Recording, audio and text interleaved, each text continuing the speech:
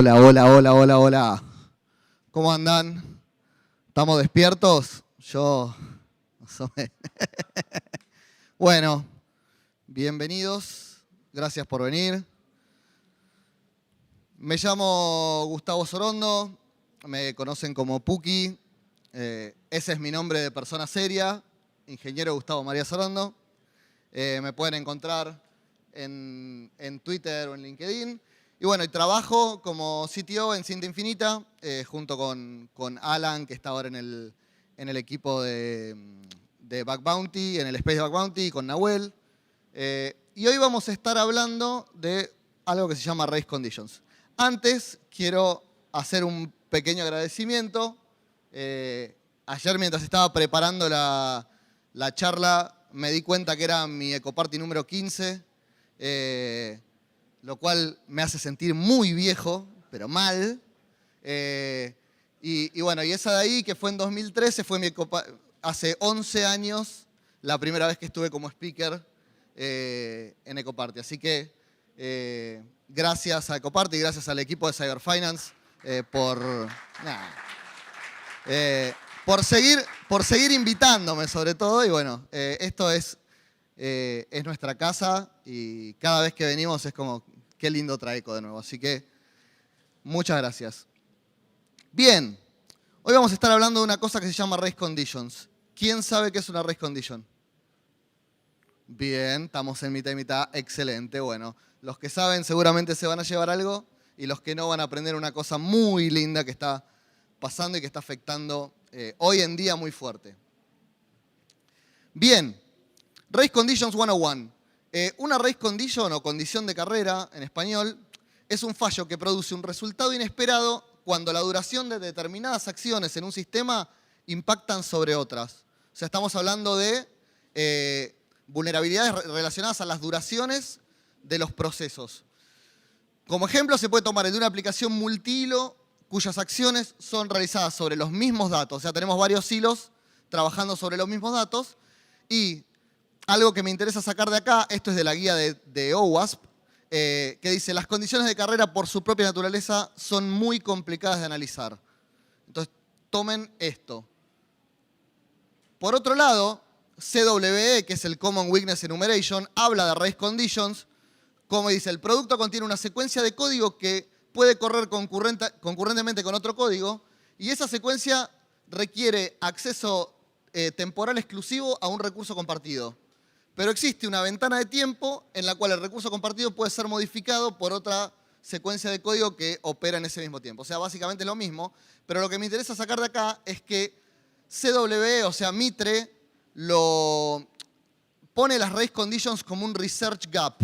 Esto significa que están understudied y underreported, o sea, que existen muchas más de las que se reportan y que es un tema que le falta estudio. O sea, que fíjense que OWASP dice que son muy complicadas de analizar y Mitre está diciendo, ok, acá debería haber más gente mirando porque están, bueno, understudied y underreported.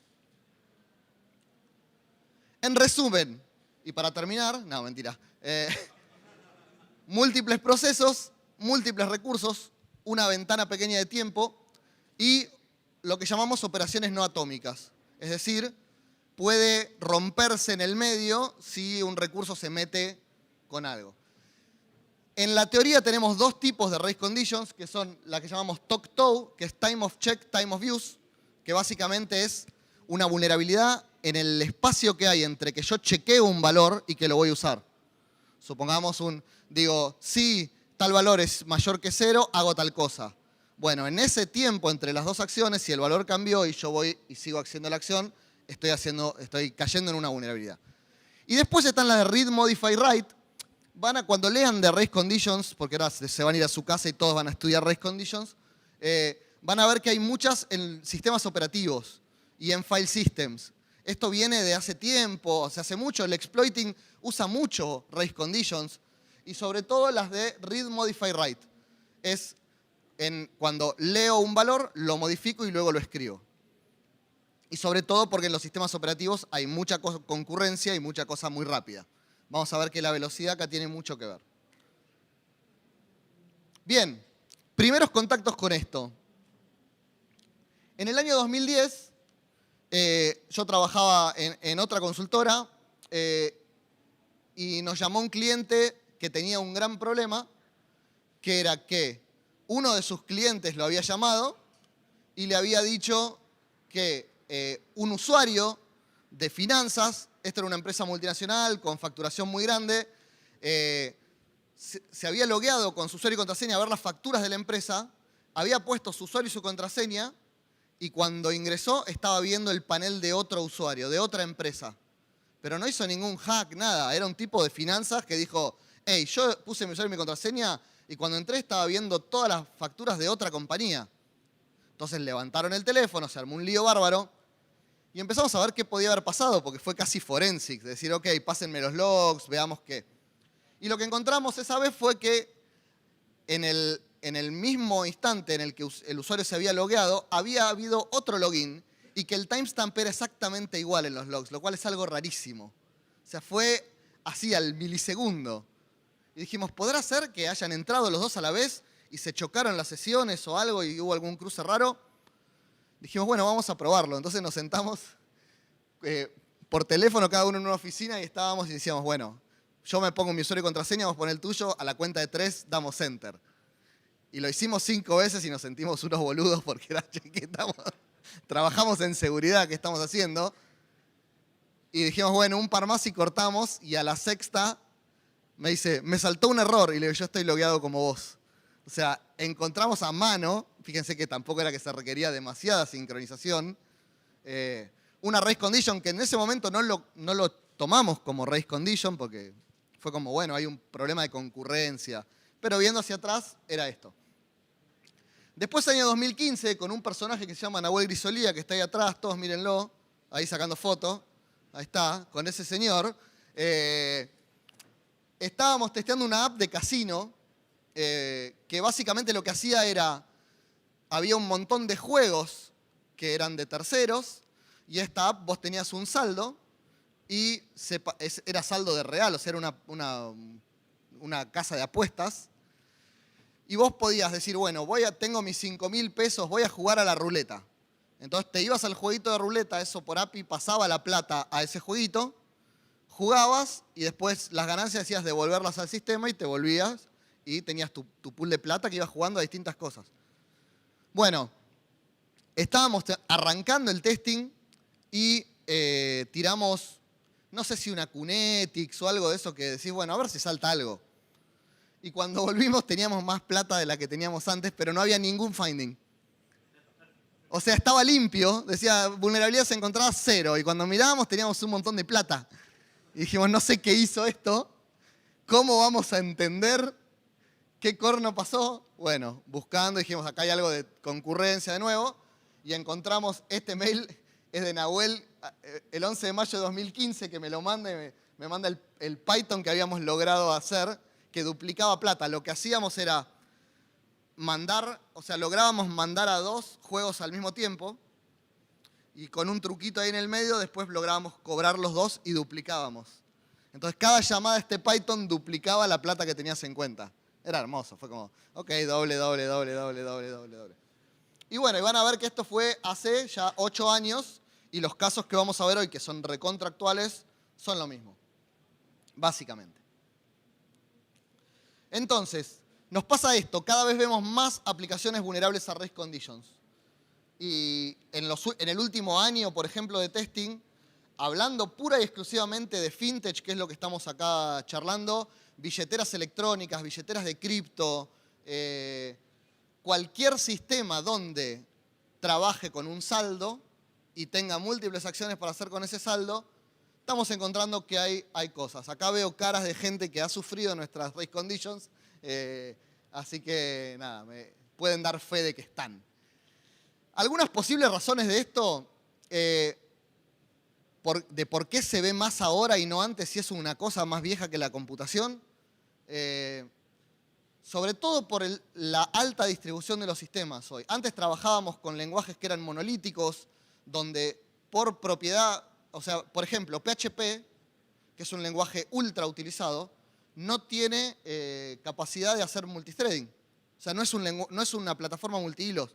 Lo emula, pero no existe el multihilos real. Entonces, ahí no puede haber una race condition salvo que se den otras causas que vamos a ver. Pero hoy que estamos hablando de sistemas serverless, donde no deployamos, no deployamos sistemas, sino que deployamos funciones, y que esas funciones crecen y son súper rápidas. Entonces agarramos y decimos, bueno, pongo una lambda y pongo un API gateway que le pegue a esa lambda, y después tengo el storage, en realidad está en otro lado, y todo eso, controlar la sincronicidad es muy difícil. Entonces tenemos un alto manejo de concurrencia, conexiones mucho más veloces, tanto que a veces cuando hay que hacer un ataque de race condition muy rápido y, no sé, nuestro cliente está en AWS, en US East, poner en la zona US East de AWS, nosotros podemos agarrar y decir, ok, me monto un server ahí y lo ataco desde la misma zona de AWS. O sea, la latencia que tenés es mínima, porque podés estar hasta en el mismo data center por ahí. Después, hoy para los que son desarrolladores o product managers, usar colas es mala palabra. Decir encolar un proceso, ya es como, no, ¿cómo? Esto puede degradar la velocidad y la experiencia de usuario. Entonces se huye de las colas y bueno, y tenemos herramientas de explotación disponibles, open source. Vamos a ver que las herramientas más básicas de un hacker de aplicaciones web, como puede ser el Burp, ya está preparado para explotar esto y son altamente adaptables. Bien, una pequeña pregunta para arrancar. ¿Cuántas operaciones tiene ese código? I igual a 1, I más más. Allá dicen 3. ¿Alguien dice 2? ¿Alguien dice 4? ¿Alguien dice más de 4? Bueno. Es discutible, para mí mínimo 4. O sea, tenemos el I igual a 1 es una. Y después el I más más, en realidad no es una funcionalidad, ni siquiera en C. Porque lo que termina siendo es una función que no es atómica, y esto es algo que poca gente sabe. Yo antes de empezar a analizar esto no sabía que I más más no era atómico, que alguien se podía meter en el medio de mi I más más y arruinármelo. Básicamente lo que dice es, copio el valor de I a una porción de memoria, le sumo 1 y lo vuelvo a copiar, a pegar el resultado. Entonces ya en el I más más ya tenemos 3. Y después, bueno, el set. Eso nos lleva a nuestra primer demo de una race condition en el... y acá ya lo vamos a ver a nivel de sistema operativo. Acá no estamos... Fíjense lo que dice. Es una función súper básica en Golang, donde dice, tenemos una cuenta que va a ser 100.000 y un numerito que inicializamos en 0. Imprimimos el número inicial y decimos, vamos a incrementarlo 100.000 veces.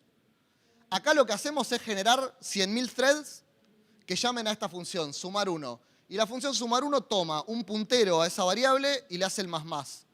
O sea, acá estoy ejecutando 100.000 veces I más más y viendo qué pasa.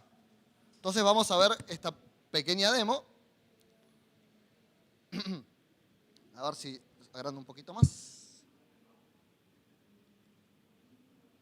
Estamos. ¿Se ve bien ahí? Sí. Yo tengo acá ese mismo código, lo ejecuto y fíjense que dice número final 96.140. Y si yo lo corro de nuevo, dice 96.136. Y si lo corro de nuevo, dice 95.886.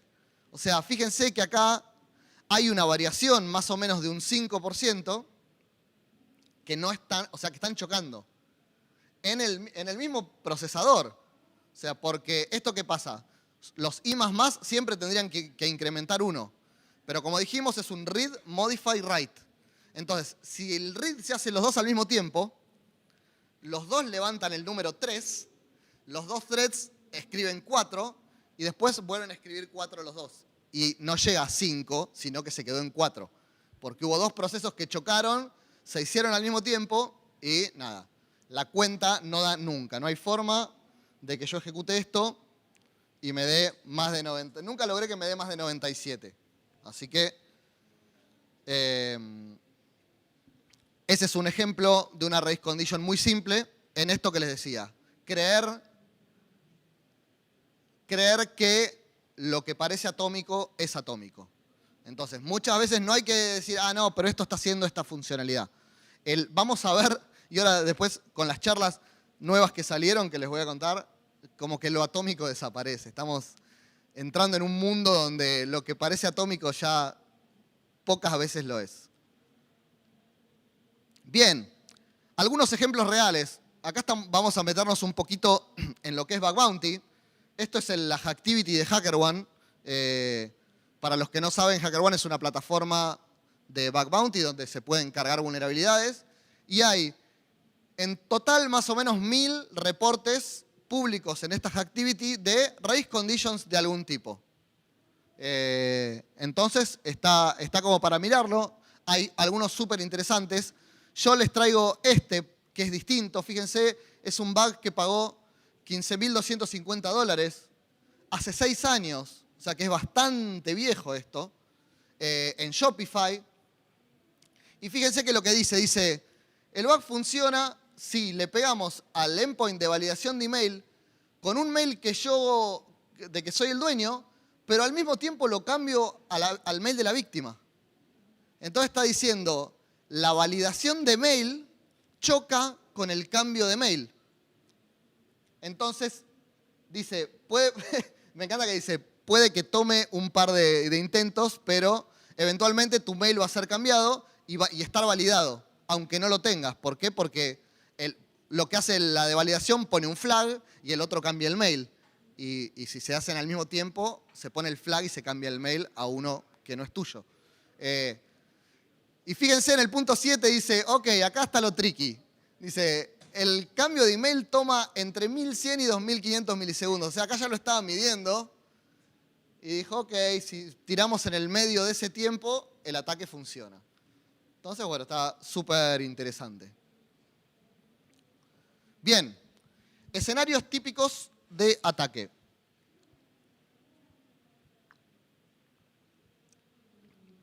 El caso que más nos gusta y que más estamos explotando, sobre todo por el tipo de trabajo que hacemos, es múltiples movimientos sobre el mismo saldo. Es decir, la mayoría de nuestros clientes son de banca o de fintech, tienen billeteras virtuales y todas estas cosas. Entonces existe el concepto de un saldo en la aplicación y de múltiples acciones que puedes hacer. Mandar a CBU, transferir un amigo por tu tag interno de la aplicación, comprar cripto, meter en un plazo fijo, suscribir un fondo, lo que sea. Todo siempre actúa sobre el mismo saldo, entonces está súper interesante. Después, saltear límites de cantidad. Por ejemplo, licencias, asientos. Alan, el mago, hace un par de meses o un año, reportó en un programa de Bug Bounty una vulnerabilidad que era que la versión free de una plataforma te dejaba hacer 5 cosas de lo que hacía la plataforma y si querías más tenías que pagar.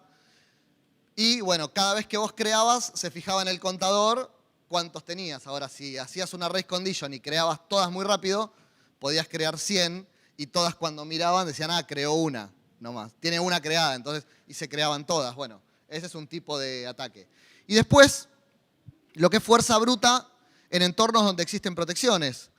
Hay un bug, si lo buscan, race condition en Microsoft Login, que afectó a Outlook, a Office 365, donde ellos estaban haciendo un control de la cantidad de intentos que tenías, pero en ese chequeo de a ver cuántos intentos va y todo, con race condition podías hacer que colisionen y hacer muchos más. O sea, multiplicar eso y por ahí ejecutar una fuerza bruta sobre una contraseña o un código de autenticación en un entorno que debería estar controlado y permitirte muy poquitas. Bien, hablamos de la dificultad de detección. Esto, un pequeño comentario acá, es muy difícil porque es muy difícil observar en el código una race condition, porque puede estar en cualquier lado, como es un ataque completamente dinámico, se requiere de la prueba en el momento. Y no he visto herramientas ni de análisis estático de código, ni de análisis dinámico de código, incluso herramientas de análisis dinámico de la aplicación, como el escáner de Burp, pues esas cosas. Es muy difícil encontrar una race condition automáticamente, salvo cuando te pasan esas cosas como nos pasó a nosotros, que la herramienta no se dio cuenta que estaba, pero nos hizo darnos cuenta. Entonces hay que testearlo a mano, pensar en race conditions y verlo. Vamos a hablar un poco de las técnicas de ataque, porque acá ya hablamos de hacer cosas muy rápido, hacer cosas en paralelo, pero ¿cómo se logra tener sincronismo al nivel de milisegundos en una llamada a una API, por ejemplo? Esto básicamente es un server con 3 paquetes que le están llegando, ¿no? Si vemos, todos llegan un poquito a distinto tiempo. ¿Por qué? Porque hay latencia, porque tenemos redes, porque hay switcheo, porque todo. Entonces, ¿cómo se hace para que lleguen juntos? Se usa un ataque que se llama Last Byte Synchronization, o sincronización del último byte. El protocolo HTTP nos permite partir en varios mensajes HTTP. Por ejemplo, cuando subimos un archivo muy grande, eso se hace en chunks, se llaman. Y hay un content length que le dice cuánto es lo que espera en total y cuánto lleva ese paquete. Entonces lo que se hace acá es, se mandan los 3 paquetes, todos los bytes menos el último. Entonces el server en este momento queda esperando, dice, ok, tengo 3 pedidos que no llegaron, y luego se sincroniza el último byte. Entonces ya mandando, como hay que mandar un solo byte, es muy rápido, se puede sincronizar fácilmente, y bueno, lográs que cuando llegue el último byte al servidor, las 3 peticiones se marcan como que llegaron, y ahí, pum, explota. Entonces, esa es la sincronización del último byte. Después tenemos algo que se llama pipeline, que lo pongo porque se habla mucho en race conditions. No lo he usado nunca, porque en general hacemos cosas que tengan más que ver con el paralelismo, pero el protocolo HTTP nos permite también enviar múltiples peticiones sin haber recibido la respuesta. Entonces, a veces, en general, se hace pedido, respuesta, pedido, respuesta, pedido, respuesta. Uno puede hacer pedido, pedido, pedido, y el server lo único que tiene que cumplir es que los tiene que responder en orden. Pero a veces cuando necesitamos ralentizar un proceso o necesitamos de alguna forma ejecutar muy rápido cosas en secuencia, se puede usar esto de pipelining. Y por último, y esta es la reina de este año, si alguno estuvo en DEF CON o en Black Hat, James Kettle, que es uno de los creadores de Burp y uno de los investigadores más capos que conozco, presentó una nueva técnica que crece sobre el tema del Last Byte Synchronization y permite colocar múltiples peticiones HTTP en un solo paquete TCP. O sea, está sincronizando a nivel de paquete TCP. ¿Cómo hace? Solamente funciona con HTTP 2, o sea, es por una cuestión nueva que se implementó. Logró meter más o menos 20, 30 requests en un paquete TCP. Y en realidad no es que mete todo el request, sino que mete el last byte. O sea, hace lo de last byte synchronization y va metiendo pedazos, pedazos, pedazos. Y en el último paquete mete los últimos bytes de todas las peticiones que había mandado. Esto permite ventanas entre 4 y 10 veces menores a las que ya se lograban con last byte synchronization. Hasta 1 milisegundo de latencia logró, o sea, de diferencia entre requests, que es muy poco. Y ya está implementado en el Burp, en Turbo Intruder y en el Repeater. Ahora lo vamos a ver. Y les dejo, yo les decía esto de que se está difuminando el tema de los estados y de cuándo, digamos, de cuándo son atómicas las operaciones. Él habla de everything is multi-step now, o sea, todo ahora es multi-step. ¿Por qué? Porque logra, con las velocidades tan altas, logra explotar race conditions ya no entre distintos requests HTTP, sino en momentos del procesamiento de una petición. Entonces dice, ok, mira, esto cuando entra acá, setea esta variable, el proceso, y después va a la base de datos y busca y refresca esa variable, y si yo logro encontrar ciertos puntos en el medio, aunque no haya una interacción con el cliente, o sea, yo puedo decir, una cosa que decía era, bueno, en un proceso de creación de un nuevo usuario, los roles se arranca con todos los roles y en el mismo proceso cuando hace el get le saca los roles que no tiene. Bueno, si yo logro hacer la race condition para ejecutar antes de que el proceso termine, pero en ese momento la variable tiene los roles puestos, o sea, estamos hablando de velocidades ya de nivel de procesamiento. Entonces, bueno, ahí les dejé el research, se llama Smashing the State Machine, es para mirarlo un día esos que quieren que le haga la cabeza. Buenísimo. Y la charla de DEF CON ya está online, creo. Bien, herramientas de ataque. La reina Burp. Burp Suite es como la navaja suiza y hasta este año teníamos el Turbo Intruder, que era una herramienta específicamente hecha para esto. Ahora, las últimas 2 o 3 versiones, el propio repeater ya tiene la funcionalidad de ejecutar cosas en paralelo usando Last Byte Synchronization y usando Single Packet Attack. O sea que yo puedo agarrar 2 cosas en el repeater y decir, explotámelas al mismo tiempo usando este ataque. Entonces ahora es mucho más simple incluso. Después, si estuvieron en la ECO el año pasado, hubo una charla que se presentó una herramienta llamada RaceOCat, que lo que hace es hacer ataques de race conditions distribuidos, o sea, donde cada petición viene de un server distinto para cuando tenemos restricciones tipo rate limit por IP. Entonces yo puedo montar 10 servers en la nube y este muchacho, Javan XD, no me acuerdo cómo era el nombre, vino y mostró cómo se generaban los distintos servidores y se sincronizaban entre ellos. Y después, bueno, curl también nos deja usar un flag menos parallel. Si entran en la Hacktivity de HackerOne van a ver que hay muchos que dicen, para explotar pon este curl y explotan, porque tiene forma de hacer en paralelo conexiones. Bien, entonces vamos a ver una nueva demo. Esta demo es lo que llamamos única operación.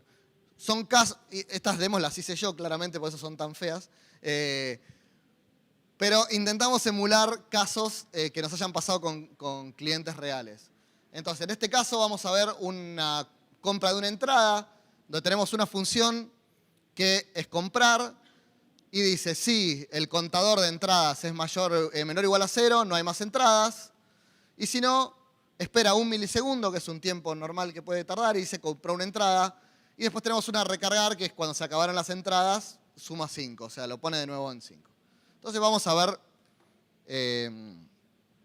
acá lo tengo en el Burp.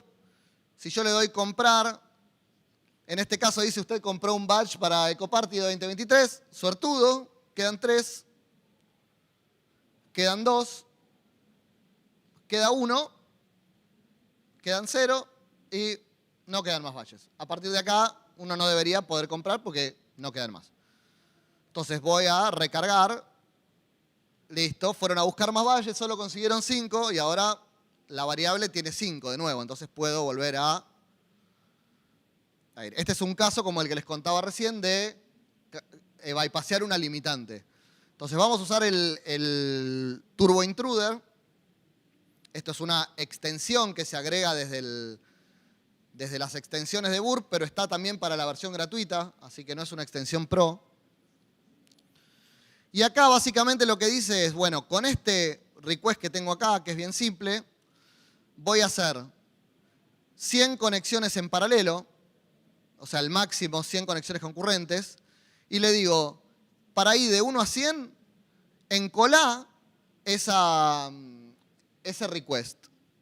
Y dice, esto de encolar es etiquetalo con el gate raise1, que es un string que le digo, y después yo puedo llamar a OpenGate raise1. Eso lo que hace cuando encola es manda todo y deja el último byte en ese gate, y cuando yo le doy OpenGate salen todos los últimos bytes juntos. Entonces, simplemente, este código ya viene acá adentro, o sea que, nada, es point and click más o menos. Le doy attack. Y ahí vamos a ver que mandó los 200 requests, fíjense, 100 requests. Y fíjense que están, claro, ya el primero dice, quedan menos 17, ¿no? Menos 69, menos 78, fíjense. No hubo ni uno que llegue a decir, no, o sea, no quedan más. Todos cuando miraron había. Y después todos se fueron y ejecutaron. Entonces, en este caso lo estoy corriendo local, pero esta misma prueba la hicimos afuera y por ahí entraban 70, 80. Hay que subir mucho para que esto no colisione. Entonces, ese es un caso típico. No, no, no. Hackeé mi propio código. Es bastante fácil. Ahora, si le doy comprar, me va a decir que no hay, claramente, porque cuando va a chequear está en menos 80, no sé en cuánto quedó. Bien. Entonces, ese tipo de caso nos ha pasado, y después nos ha pasado que digan, ok, ya lo arreglamos. O sea, ¿qué hicieron? Y por ahí metieron en ese proceso de compra un bloqueo o un rate limit o algo que hace que no pueda ejecutar tanto. Y ahí es donde aparece el tema de múltiples operaciones, ¿no? De lo que yo les decía, tener un saldo y tener múltiples operaciones que puedo hacer. Entonces, esta demo básicamente simula una billetera electrónica donde tengo un saldo en la cuenta, un saldo en el banco y un saldo en cripto. Entonces, yo voy a arrancar con plata en mi cuenta y voy a tener la opción de comprar cripto o mandarlo a un CBU, por ejemplo. Que todo actúa sobre el mismo saldo que estoy teniendo. Entonces, el código básicamente es similar. Dice, si tenés suficiente saldo, te lo muevo al otro valor. Acá estamos usando simplemente variables para dónde está la plata. Pero bueno, vamos a verla esta y vamos a explotarla usando la otra herramienta, el repeater. Entonces yo acá tengo mis saldos. Tengo un get de saldos que dice, ok, tu plata en el broker es 500. Y en cripto no sacaste nada y en el banco no sacaste nada. Y después tengo, para comprar cripto, dice, usted compró cripto por $500. Entonces si yo ahora voy a los saldos, ahora en el broker no tengo nada y tengo 500 en cripto. Si yo quisiera ahora ir a hacer una extracción al banco por 500, no debería poder. Me dice no tenés saldo suficiente. Vamos a resetear el jueguito. Vamos a ver que ahora tenemos, de nuevo, 500 en el broker. Puedo retirar al banco. Saco 500, pero si voy a retirar cripto, me dice no tenés saldo suficiente. Ahora todo el saldo está en el banco. Entonces, el ataque que pensamos en estos casos siempre es, ok, ¿qué pasa si al mismo tiempo extraigo al banco y extraigo al coso? ¿Están chequeando que atómicamente no se pueden hacer movimientos sobre ese saldo mientras hay una funcionalidad corriendo? Entonces, lo que se hace, y me encanta la forma en que lo implementaron en esto, fíjense, en Burp, en el repeater, tenemos la forma de agrupar. Entonces yo puedo agregar este tab a un grupo y le digo que agregue el request de cripto y el request de banco. Le doy crear y ahora acá me apareció una flechita para abajo en Send que dice enviarlos en secuencia o enviarlos en paralelo usando Last Byte Synchronization. Entonces yo lo doy acá. Y ahora cada vez que yo toco esto en cualquiera de las dos solapas me manda las dos a la vez en el mismo momento. Entonces es súper user friendly y nada, ya no tenemos que ir al Turbo Intruder. Che, a ver qué pasa si tiro estos dos y si tiro estos dos. Entonces vamos a resetear los saldos. Vamos a ver que tenemos 500, 0 y 0. Y vamos a ir a este y le vamos a decir enviar grupo en paralelo. Este trajo, usted compró cripto y este trajo, usted trajo. Este trajo, usted trajo. Está bueno. Y si vamos a saldos, vamos a tener menos 500 en la cuenta del banco y sacamos 500 a un lado y 500 al otro. En este caso, nos ha pasado mucho y decimos, bueno, ok, quedamos en un saldo negativo. Entonces ya eso para el atacante no es tan bueno porque dice, ok, quedé en negativo en la cuenta. Lo que se puede hacer es llenar de mucha plata la cuenta para que valga la única acción que puedo hacer, que es sacarme toda la plata al doble. Entonces, está bien, quedás con un negativo tremendo, ese usuario queda quemado, todo, pero ya te la llevaste. Nos pasaron otros casos peores donde, por razones propias de cómo estaba desarrollado, el saldo no aceptaba negativos. Entonces quedaba en 0. Y eso sí que es jodido, porque ahí tenemos el duplicator de Nahuel de nuevo, que es, hago dos acciones, las saco, las deposito de nuevo, saco el doble de nuevo, las deposito de nuevo y ahí generamos plata. Hubo una aplicación que nos dejaron una cuenta con 1.000 pesos y la teníamos 30 millones a la noche.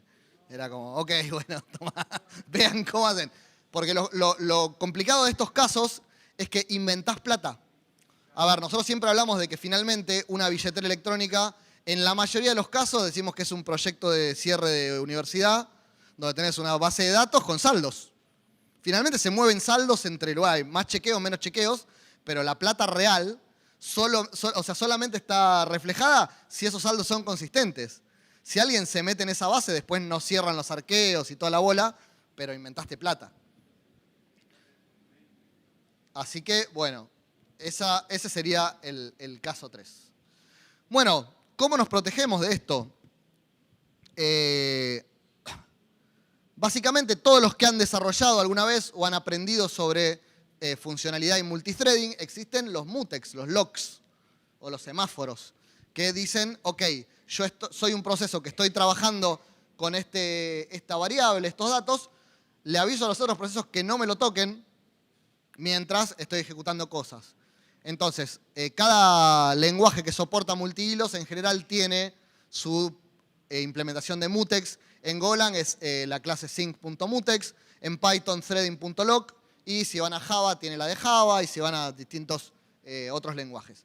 Después, se puede implementar a nivel de base de datos también. Si estamos usando base de datos, el compliance con ACID, que es Atomicity, Consistency, Isolation y Durability, básicamente hace esto, que las sentencias SQL se ejecuten de forma aislada, sobre todo. Por eso puse la isolation, que es el que en este caso nos impacta. Que no se puedan hacer dos al mismo tiempo sobre la misma tabla o la misma base de datos. Después, esto lo aprendimos con un cliente. Si usan AWS Cloud, cosas serverless con lambdas y esto, AWS ya generó un log client propio distribuido que trabaja sobre DynamoDB. Entonces, si buscan DynamoDB log client, van a ver que en toda la infraestructura de AWS se puede usar este software que crearon que genera los logs de tal forma que se adaptan, por más que la infraestructura crezca, de que las lambdas, de dónde estén nuestros datos, todo, lo hace todo centralizado. O sea, como es todo de ellos, está bueno porque cada cosita va y chequea con el log client. Y después, bueno, puse cuidado con las sessions de PHP. Esto es porque recién les comentaba que PHP no tiene multithreading de por sí. Entonces muchas veces dicen, ok, cada vez que se inicia una ejecución de algo de PHP se hace un lock de la session. Entonces no se podrían ejecutar dos al mismo tiempo. El tema es que si podés crear muchas sessions al mismo tiempo para el mismo usuario, es lo mismo que nada, porque se loquea cada session. Entonces, decir que no se puede es tricky en este caso. Así que bueno, para que lo sepan. Bien, entonces vamos a ver la demo 1 con un fix. Esta es la que le hacíamos el I++. Perfecto. La que hacíamos el I++, lo único que hicimos ahora fue generar un mutex y antes de hacer el I++ hacemos un lock y después hacemos un unlock. Entonces, esto de acá, que antes nos daba, fíjense que sigue dando 96.000 y pico. Si yo le pongo, esto era fix, me parece, fixed. Fíjense que dice, lo implementamos en número final 100.000. Y no hay forma de que eso baje de 100.000. ¿Por qué? Porque se está haciendo el lock y el unlock cada vez. Entonces no hay forma de que choquen. Bien. Entonces, les voy a contar dos casitos especiales, bien rápido. Uno fue un cliente que nos vino y nos dijo, en la cola antes de hacer el pentest, empezamos a hablar de race conditions, porque últimamente parece que es de lo único que hablamos. Y nos dijeron, no, nuestra app no va a tener race conditions porque tenemos un mutex. Ah, buenísimo, le digo. O sea, están implementando mutex, bárbaro. Claramente igual, pero vamos a hacer race conditions. Y claramente igual explotaban las race conditions. Entonces le dijimos, che, ¿qué pasa acá? O sea, nos dijeron que tenían un mutex, nos sentamos con ellos a ver el código, cómo lo habían implementado. Y lo que estaban haciendo era escribir un dato en una caché de Redis. El gran problema era que el tiempo de lectura y escritura de ese Redis era mayor al tiempo que tardaba yo en ejecutar la race condition. Entonces, había una race condition en la escritura del mutex.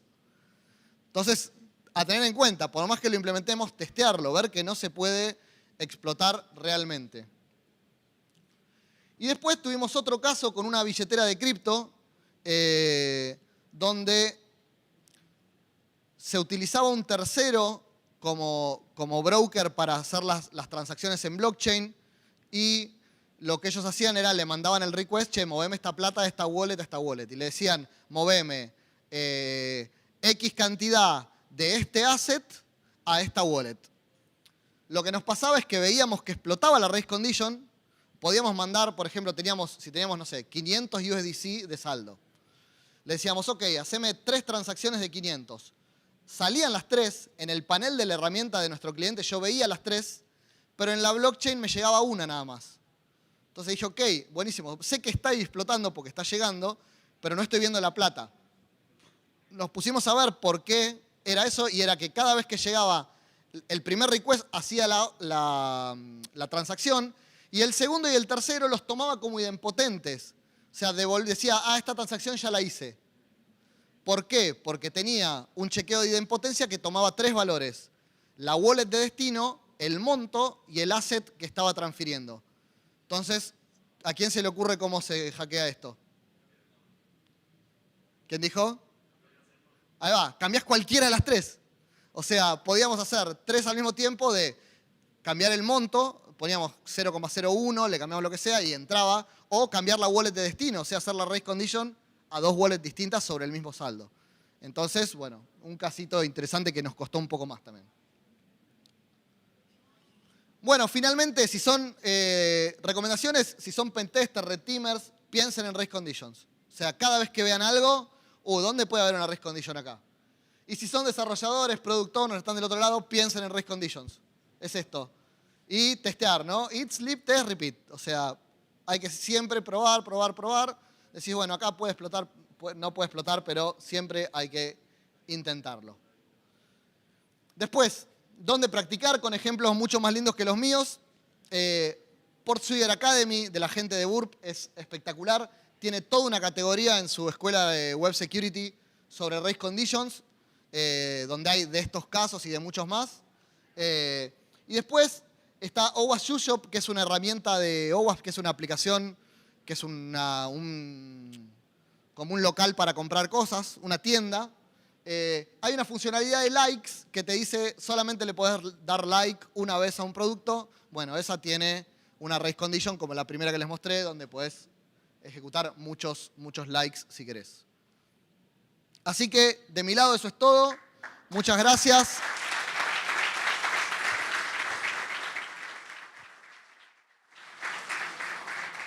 Si tienen alguna pregunta rápida puedo contestar y si no, nos vemos después. Sí. Sí. Es posible, no lo sé. Si viene por ese lado, no tendrías race condition. Pero hay que probarlo. Bien. Sí.